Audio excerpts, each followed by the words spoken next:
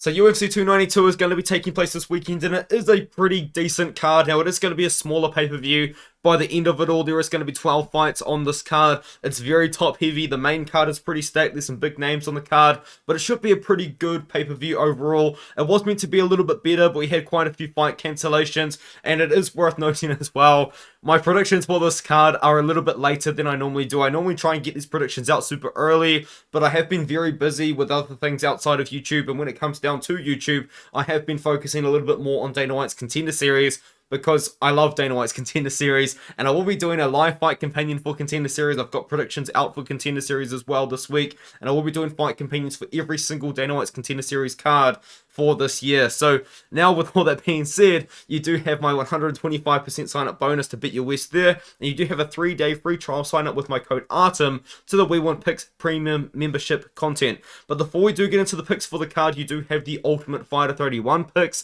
Now, I do actually know who wins the bantamweight tournament because it was leaked in a UFC teaser that they released and then swiftly deleted. I do know who's going to be in the matchup. I do know that Cody Gibson and Rico Scalio are going to be fighting each other, I believe, tomorrow at the time this video does come out.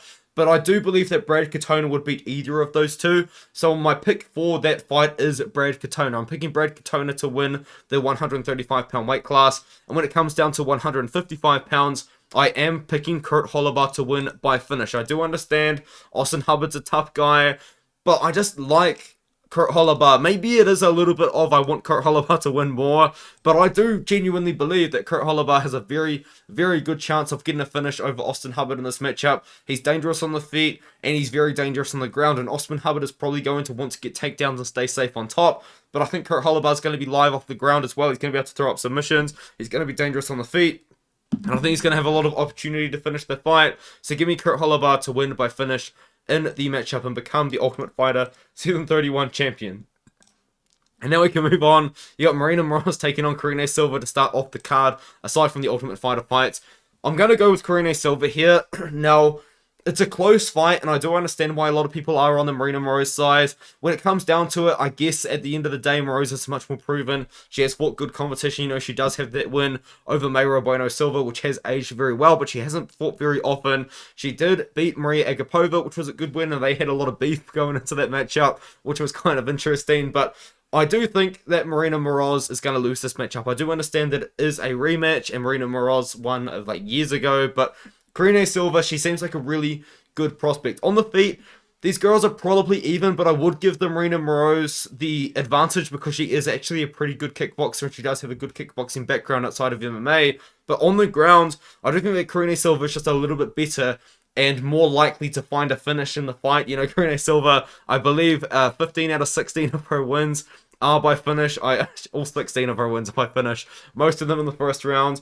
I think that Maryna Moroz is going to be a tough girl to finish, but I think that Karine Silva might be able to finish Maryna Moroz. Do I think it'll be in the first round? Probably not. If it is, I will be very, very impressed, but I do believe that Karine Silva can win this matchup. I'm going to go with Karine Silva to win inside the distance, probably to do with something on the ground, whether it is a ground and pound TKO or a submission. Give me Karine Silva to win this matchup. And then we move on up the card. You got Andrea Lee taking on Natalia Silva. One thing that not a lot of people are really bringing up is that Andrea Lee actually was in the corner of Victoria Leonardo, and she does train with Victoria Leonardo, who was Natalia Silva's most recent opponent, and Natalia Silva kind of did what we all expected to happen. She dispatched Victoria Leonardo pretty easily and pretty quickly, but now she's getting a very, very big step up in competition against Andrea Lee, who has been ranked for a very long time, who has kind of been a staple of 125 pounds, kind of since the beginning of the weight class. You know, she's kind of always been around, pretty highly ranked, has beaten some good fighters, has lost some good fighters, but Natalia Silva is potentially one of the best women's MMA prospects we've had as of recent. You know, there are some other very good big names out there. I know that Tatiana Suarez, at this point, you probably couldn't really call a prospect, but she's about to get a title shot, and she has always kind of been there, and now she's back. Now you got Victoria Dudakova coming up. You do have, you know, Yasmin Lucindo. You've got Yasmin Yariguay. You've got Denise Gomes. You've got Natalia Silva. She's in that conversation as well, and I think there's a lot of people that I probably have missed out on, but I think that Natalia Silva, definitely one of the best women's MMA prospects that we've got. She's very powerful. powerful on the feet. She's very fast on the feet. She's quite technical as well. In a way, she is technical, but in a way, she's not. But she is very, very fast on the feet. She picks her shots well. She sets a very high pace. And she can get it done on the ground as well, but we have seen a lot of her striking recently. She defended a lot of takedowns against Jasmine Sudovicius in a fight which she come out of nowhere to put herself on the map. You know, she fought for the first time in about 2.5 years, beat up Jasmine Sudovicius, and that win is aging better and better and better, especially in the way that she was able to defend those takedowns, whereas Miranda Maverick kind of did struggle with that sort of game of Jasmine Sudovicius. She beat Teresa Blader, who I think is an underrated fighter, and then she did beat Victoria Leonardo as well. But now this is a big step up in competition, but I do think Natalia Silva can pass the test. Andrea Lee, for the most part, she is a striker. She does have a striking background. She can wrestle and grapple. A lot of people thought that she beat Macy Barber. It was a fight where a lot of damage was kind of dished out on either side. No, a lot of people scream robbery, but I'm not really too sure. It's one of those fights that was pretty close. I think maybe people are overreacting just a little bit, but I think this one here, I don't think it goes the distance. I think Natalia Silva finishes Andrea Lee. She is that good. And Natalia Silva is one of the best prospects in women's MMA right now, and I do believe that Natalia Silva finds a finish over Andrea Lee, probably in like the second or the third rounds, but I think that she is going to land so much volume, and it's going to accumulate. She's going to hurt Lee eventually, and find the finish in the matchup. Now we can move on to GM3 taking on Andrea Petroski. Maybe not a popular pick, but I've made it pretty clear and pretty blatant in the past. I don't rate Andrea Petroski that highly. I think that GM3 can beat him, man. I'm going to pick GM3 to win this matchup. Andrea Petroski, I don't know, maybe it's just middleweight, and middleweight being the worst male division in the UFC, but Andrea Petroski's managed to go on a crazy win streak, but every time he fights, he just looks less and less impressive. You know, when he took on Wellington Turman, he was having a lot of trouble. He slowed down a lot, showed a pretty bad gas tank. Turman was having a lot of success on the feet, which is just not something that you want to see at all. And then he took on Nick Maximov. He won that fight very quickly. That was a very impressive performance, but Nick Maximov, we kind of found out, isn't as good as we thought he was, and he was actually cut very soon after that matchup. Took on Yao Zhonghu, who's 3-2 in MMA, and Michael Gilmore. He fought the two worst guys the UFC have probably ever had at 185 pounds. And Yao Zhonghu, I do understand, was signed as a heavyweight, and then he fought at 205, and then 185. I think Yao Zhonghu was a fun fighter, man. No one really, I like Yao Zhonghu, and Yao Zhonghu, I don't know if you guys remember this, but when I first started my YouTube channel, Yao Zhonghu was meant to fight Alan Davidovsky, and I was picking and I bet on Yao Zhonghu. The fight never happens, but man, I was advocating for the Yao Zhonghu to beat Alan Davidovsky when that fight never happened. But man, that's a throwback actually. But anyway, the point is, honestly, dude, I just don't understand what it is about Andrea Petroski that people like so much. And GM3 is the legendary GM3. I mean, like, GM3 on his best day probably is a top 5. No, he's not. But the legend of GM3 is, on GM3's best day, he's a champion. And then on his worst day, he loses to a flyweight. You know, he's just that guy. Sometimes his chin holds up, like when he fought Bruno Silva. He took a lot of bombs and dished it back, but he got KO'd by Khamzat Chimaev in one shot. It's one of those fights, man, but I do genuinely believe that GM3 is going to get this fight down to the ground and look good in the grappling. And even if the fight's on the feet, GM3 is not the best striker in the world, but Andrea Petroski has proven to kind of have no idea what he's doing when the fight's on the feet. So I'm going to go with GM3 to win this matchup, man. I don't know, and even if Petroski wins this fight, it's going to be like, it's GM3. So I don't even know, man. The UFC's trying to build Petroski. I'm not really too sure why. He's 32 years old. Dana White keeps going on about why he doesn't like 32-year-olds, and Andrea Petroski's 32 years old, and they're still trying to build him up. Maybe they're trying to feed him to somebody else, but who knows what is going on with the UFC and Andrea Petroski. Moving on, we've got Gregory Rodrigues taking on Denis Tiuliulin. I love Denis Tiuliulin. I'm a big fan of Denis Tiuliulin. I don't think he wins this fight, though. I think that Gregory Rodrigues is going to grapple in this matchup, and I think he would be very smart to do that. Denis Tiuliulin, he did actually show, surprisingly, really good grappling defense when he took on Aliaskhab Khizriev on short notice, and then he went out there and knocked out Jamie Pickett in what was a weird fight, but he still did it anyway. And then he took on Jun Yong Park,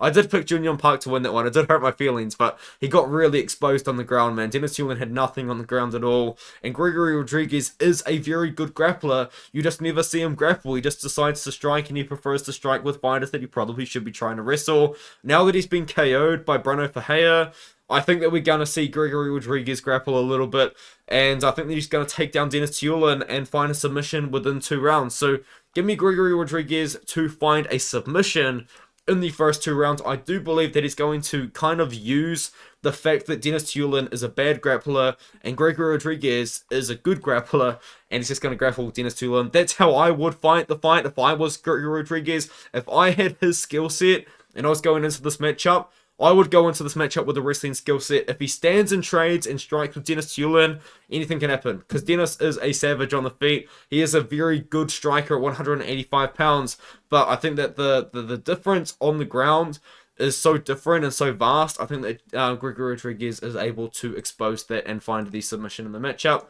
Now we move on to Chris Weidman taking on Brad Tavares.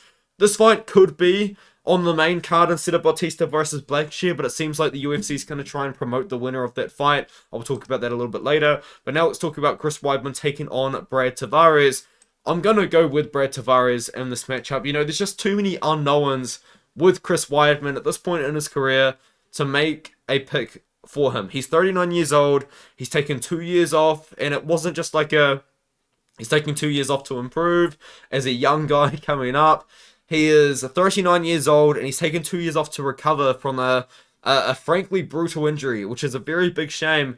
And now he's coming back against Brad Tavares. Now, stylistically, this isn't a bad matchup for Chris Weidman at all. But the problem is, though, Brad Tavares is a striker, but he's got insanely good takedown defense. Now, Chris Weidman is a fantastic wrestler who maybe could take down Brad Tavares. But the point is, Brad Tavares is coming in here against a guy that is 39 years old and Chris Weidman, who is a little bit past his prime at this point, who can wrestle, who isn't the best striker, who has been KO'd a lot as well. I believe Chris Weidman's got a lot of KO losses on his... he got KO'd twice in the last 5 years, plus the injury. I think there's just too many red flags to pick Chris Weidman. I'm going to go Brad Tavares. Brad Tavares doesn't really finish anybody. I think he could finish Chris Weidman. I'm picking Tavares by decision as my official pick, but Tavares could go out there and knock out Chris Weidman. Tavares did come off that KO loss to Bruno Silva, which was surprising, to be honest. I actually thought that we were going to see Bruno Silva not KO Tavares, because Tavares has been a tough guy, man. You know, he did get KO'd by Edmund Shabazian, but he went the distance with Rodrigues to C. I think that Brad Tavares goes out there and beats Chris Weidman. I think there's too many red flags out there to make a justifiable pick of Chris Weidman. Now we move on to Chito Vera taking on Pedro Munhoz. I'm seeing a lot of people on the Pedro Munhoz side. I like Pedro Munhoz, and I was on the Pedro Munhoz side, man. I was picking Pedro Munhoz for so long, and then everybody started picking Chris Gutierrez, and I felt pressured into picking Pedro Munhoz. And that's one thing, man, I need to kind of focus on my own picks and not let anybody sway me, and I have gotten a lot better at that. But at the time, man, I was on Pedro Munhoz to beat Chris Gutierrez. I was like, Chris Gutierrez is overrated, he's not that good, he's fighting old men, and Pedro Munhoz is going to beat him. And then... damn, dude. And then I picked Chris Gutierrez. I got sucked into everybody else picking him. But in this matchup, though, I think Pedro Munhoz has a very good chance of winning this matchup, because Marlon Vera, in his fights, dude, I've picked against Marlon Vera a lot. You know, I picked Corey Sandhagen to beat him. I picked Dominic Cruz to beat him as well. I was on an island in that matchup, but before he knocked out Dominic Cruz was outlanding him in that matchup and was looking quite good. I did pick him to beat Rob Font. But the thing is with Marlon Vera, the way that Marlon Vera fights, he's very, very unreliable as a fighter, because he doesn't do a lot. He's pretty low volume on the feet. He doesn't really offensively wrestle all that much. He can do it, but it's not really something that he does. Marlon Vera kind of just has crazy power, and it almost is like he relies on it. He got outlanded, I believe, in every single round by Rob Font, was losing every single round until he would knock down Rob Font late into the round and steal the rounds away from Rob Font. When he took on Dominic Cruz was looking really good, was outlanding them, and then he knocked out Dominic Cruz. The same thing can even be said against the Frankie Edgar fight. That was 1-1 going into the third. Some people have it 1-1. Some people even have it 2-0 Edgar going into that matchup as well, into the third round, and he knocked out Frankie Edgar. And then he just lost to Corey Sandhagen. He did. He just lost to Corey Sandhagen because he did nothing. I mean, the judge that scored it for Marlon Vera was Ecuadorian and has made some very questionable calls, not even for the UFC, but in MMA as a referee and a judge in general since then. So I don't know what this fella that scored it for Marlon Vera is up to these days, but I'm going to go with Marlon Vera, but the problem is, man, he's so unreliable as a pick, you know, because he's going to have to very likely finish Pedro Munhoz, and Pedro Munhoz has not been finished by anybody, and Pedro Munhoz has fought the best guys in the world over and over again. He's fought Dominic Cruz, he fought O'Malley, he fought Jose Aldo, he fought Jimmy Rivera, Frankie Edgar, Aljamain Sterling, Cody Garbrandt. He beat Cody Garbrandt in the first round in 2019. You know, John Dodson as well, Rob Font in 2017. Justin Scoggins is a good fighter that people don't really talk about too much. Rafael Assunção in 2014. Like, he's fought the best guys in the world repeatedly and has not been finished. And so I'm going to be going with Marlon Vera, but it's just an unreliable pick, man. I mean, maybe he can finish Munhoz, but at this point, Munhoz is 37 years old. I'm going to go Marlon Vera. Munhoz does have good leg kicks as well. I think Marlon Vera might be able to mix it up and do something with the matchup. But now we can move on to Mario Bautista taking on Damon Blackshear. This is a very short notice fight. Damon Blackshear has taken this fight on less than a week's notice because he literally fought in the weekend. Mario Bautista was meant to fight Cody Garbrandt. I feel bad for Mario Bautista in a way because Mario Bautista was meant to fight Cody Garbrandt. You know, a former champion, a guy that if he beat Cody Garbrandt, he would be in the rankings or at least getting a ranked opponent next. But now he's got Damon Blackshear, who just, to be honest, no disrespect to Damon Blackshear, but he's just not as big of a name as Cody Garbrandt. Beating Damon Blackshear isn't as great for your resume as beating Cody Garbrandt. But I think that Mario Bautista does beat Damon Blackshear here. I do know that Damon Blackshear is a great fighter. I did pick him to beat Jose Johnson. I think I might have picked Luan Lasota to win that fight as well, and he proved me very wrong there and looks really good in that matchup. He did lose to Farid Basharat, but it was a pretty close fight, and Farid Basharat's a good fighter. Took on Youssef Zalal on very short notice. The thing is, with Damon Blackshear in the past, he has taken short notice fights, and when he did against Youssef Zalal, he completely gassed out in the second round after looking really good in the first. The thing about Mario Bautista is this guy built up a 4-fight win streak out of nowhere, but over who? You know, it started with a Jay Perrin win, kind of understandable because he was coming off a loss to Trevin Jones, and then he beat Brian Kelleher, a veteran, you know, understandable that he fights him, and then he takes a step down in competition, beats Benito Lopez, who was fighting for the first time in a long time and is a former real estate agent as well. I think he is really, and he fights down again against Guido Kennedy. Dude, Mario Bautista's been looking so good, and he's built up a great win streak over guys that are at the bottom of 135, and now he is taking a little bit of a step up in competition. Even though it is a short notice replacement, this is a step up in competition for Mario Bautista, but he is the one that's had the full camp. I think he's the better striker in the matchup as well. I know Bautista's game isn't really striking, he does wrestle and grapple as well. Damon Blackshear is a good wrestler and grappler, but I can see Mario Bautista kind of mixing it all up on the feet, maybe even taking down Damon Blackshear. Might not be the best idea in the world, but it is something he probably could do and get away with. But I'm going to go with Mario Bautista to beat Damon Blackshear by decision or even a late finish. He's the one that has had the full camp. Damon Blackshear's taking this on short notice. We don't know what Damon Blackshear's gas tank is going to look like. Taking the fight on short notice again, having to cut the weight again. A lot of respect to Blackshear fighting 2 weeks back to back. But, you know, Mario Bautista is a big step up in competition. And especially a much worse stylistic matchup than Jose Johnson. So, you know, Jose Johnson's a pure striker for the most part. Mario Bautista is a guy that can do it all, but he's got a very good wrestling base. I think that Mario Bautista does win this matchup and beat Damon Blackshear. But Damon Blackshear, absolutely fantastic win last weekend with the twister over Jose Johnson. Definitely cannot be understated that he is a savage. He does deserve the respect as well because he is taking this on short notice and not everybody would do that. So shout out to Damon Blackshear, but I'm going to go with Mario Bautista to win the matchup. Another short notice matchup. Shout out to Neil Magny, dude. One thing that I do love about Neil Magny, man, his fights aren't that good. But Neil Magny is not scared of anybody, man. Neil Magny, when the UFC was trying to say that everyone was avoiding Khamzat Chimaev and nobody wanted to fight Khamzat Chimaev, Neil Magny was actively calling out Khamzat Chimaev. He wanted the fight, you know, he wanted it. And the UFC was trying to say, nobody wants to fight Khamzat Chimaev, what? And Neil Magny was like, give me Khamzat Chimaev. I want Khamzat Chimaev. He never got the fight. But anyway, the thing about Neil Magny is, though, he just isn't scared of anybody. And I do respect that about him. He's been in the UFC for so long. I think he's got a record of 21-9 in the promotion, which is just ridiculous. He's fought 30 times for the UFC, and I'm sure he's probably getting a pretty decent paycheck to take on Garry on short notice. But with that being said, I do think Garry does win this fight. Garry consistently levels up, consistently gets better and better. He rises to the occasion every single time, and he's been making rapid improvements in his game. He's only 26 years old. He made his debut against Jordan Williams, and he honestly, let's be honest, he looked bad. He did not look good against Jordan Williams at all. He took on Darian Weeks once again. Didn't look that good, you know, like at all. And then he took on Gabe Green. He looked much better against Kenan Song. Yes, he got knocked down in the first rounds, but, you know, he came back, looked really good in the second and third rounds. And then just a month later, he took on D-Rod and knocked him out in the first round. Looked really slick in that matchup as well. And I'm going to go with him to beat Neil Magny. I think he can finish Neil Magny as well. I do know that Garry is training with Phil Rowe, who just had a very close competitive fight with Neil Magny. Very weird fight for Phil Rowe. I don't know, it's just like a lot of clinching and wrestling. The fight sucked, to be honest. A lot of people think that Phil Rowe could have won. The fight was terrible. It was just not good. The thing about Neil Magny is when he fights on the feet, he fights from range, and that's what Garry does. And Garry does it better at this point. You know, he's younger, he's faster. Neil Magny can wrestle and grapple. We've never seen Garry take on a guy that is just trying to constantly take him down. Now, Darian Weeks did try and take him down and did wrestle. Same sort of thing with Gabe Green, kind of.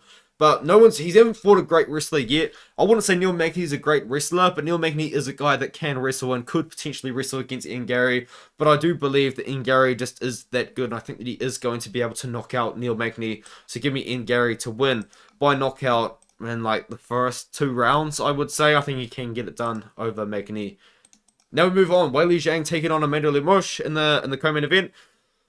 I think that Zhang Weili wins this fight. I'm a big fan of Zhang Weili. I do wish that she fought a little bit sooner. She has taken 9 months off since she took on Carla Esparza. I don't really know what was going on. You know, she's 34 years old at 115 pounds. That's not young for the weight class at all. And I was kind of expecting low-key her to like return within 6 months after that fight. And it just took a bit of time. There was talk of that UFC China, potentially her taking on Yan Jianan. Maybe that happens next. I kind of hope that happens next because that would be quite cool. But Weili Zhang taking on Amanda Lemos. I think that she beats Amanda Lemos. Amanda is a very good striker. But we've seen that Weili Zhang is a great striker. She kind of started out as a striker, and her wrestling and grappling is improving a lot. You saw her wrestle and grapple against Joanna a little bit. We've seen her wrestle and grapple in her previous fights, you know, actually kind of since the Rose Namajunas fights. I think that Weili Zhang can go out there. I think she can go out there and beat Amanda Lemos kind of everywhere. I know that Amanda is going to be very dangerous on the feet, but when it comes down to it, Weili Zhang's going to be able to take her down and wrestle if she needs to. And on the feet, Zhang Weili is a fantastic striker as well. I'm going to go Weili Zhang. I think she finishes this fight. I think that it's a weird fight because we've seen Amanda Lemos bullied by fighters before. I think that we can see Weili Zhang go out there and do the exact same thing. So give me Weili Zhang to win this matchup. You know, I'm pretty confident that she gets it done, to be honest. I'm a big fan of Zhang Weili, but I think this is a weird fight. I really want to see her take on Yan Jianan in UFC China. That would be quite a cool sort of idea. Or even if you can't do it in China, you could just do the event in Singapore, or even like South Korea, potentially as well. But I don't know. Weili Zhang versus Yan Jianan is a fight I'm looking forward to. Hopefully that happens after this one. Now we move on to Aljamain Sterling taking on Sean O'Malley. I'm going to pick Sterling. I think it's a very bad matchup for Sean O'Malley. You know, Sean O'Malley's a striker. He's a rangy guy. His wrestling and grappling has been tested, not much, but Piotr Jan was able to wrestle and grapple. And I think that Sterling just has a better wrestling and grappling style to kind of work against Sean O'Malley, because the way that Aljamain Sterling kind of wrestles and grapples is he tries to take the back. And I think he's going to be able to take the back of Sean O'Malley probably within 2 rounds and find a submission. I think he can choke out Sean O'Malley, but this fight is going to be very interesting if it gets extended, because if the fight gets extended, Sterling doesn't have the best cardio at all. You know, he does have pretty questionable cardio. So when it goes 5 rounds, it is, because he did slow down against Tiuliulin when the fight got extended. He did slow down twice, actually, against Tiuliulin when the fight got extended. But I do believe that Sterling's just going to try and wrestle and grapple in this matchup. I actually thought that Sterling lost against Henry Cejudo as well. I'll make that be clear as well. I thought Cejudo beat Sterling. 3 rounds. I thought it was actually pretty obvious that Cejudo beat Sterling, but it is what it is. I can't really remember the rounds off the top of my head, but yeah, so I actually thought that Sterling lost to Cejudo, but I'm still going to pick him to beat O'Malley anyway. It's just a different matchup, man. Completely stylistically different matchup. O'Malley will be the better striker. He is probably the best striker at 135 pounds. I don't think he gets that kind of credit, but he should, because he is that good at striking. There's definitely going to be opportunities for him to knock out Aljamain Sterling, because when Sterling does dive in for takedowns, he does leave himself very open. He's got a very unorthodox style, which, if you can figure it out, which not many people have, can leave him hittable in a way. I think Sean O'Malley could figure him out on the feet, but I'm not going to bank on that happening. I'm going to go with Aljamain Sterling to win by submission within the first 2 rounds, but, you know, hopefully Sterling moves on to 145 pounds, and hopefully Merab loses to Henry Cejudo, or else I will cry. If Merab becomes a champion at 135 pounds, the division will die. It will die. The best division in the UFC arguably is 135 pounds, but if Merab is the champion, the division is dead. It's dead. So hopefully, I don't know. Oh god. I don't know, we'll see. With all that being said, I'll see you guys in the next video. Thank you guys so much for watching.